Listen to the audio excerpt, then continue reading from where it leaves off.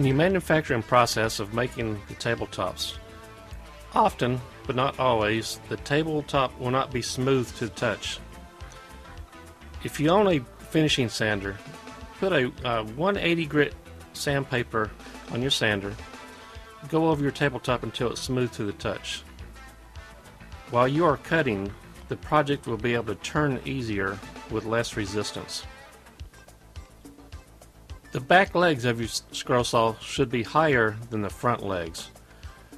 The reason for this is similar to a keyboard. It helps with the fatigue from your hands, helping reduce carpal tunnel syndrome and other items like that. It's also easier to see your item when the table is tilted up to a slight angle. In the first picture is the Dewalt Stand. You'll notice how it is a little bit higher than the front by 3-4 notches. Second picture is the stand from an RBI.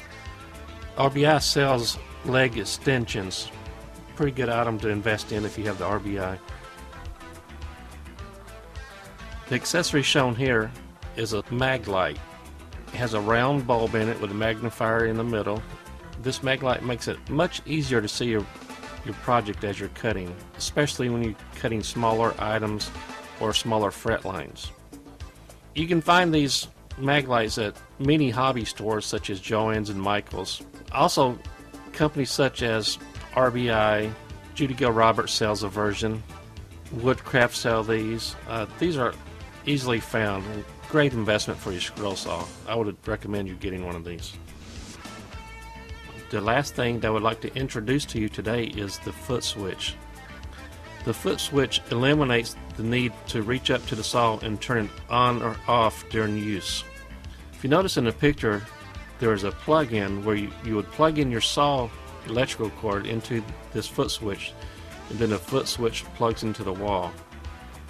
The way to use this is while you are scrolling, you will have your foot pressed on the foot switch, and to turn off the saw, you just simply pick up your foot.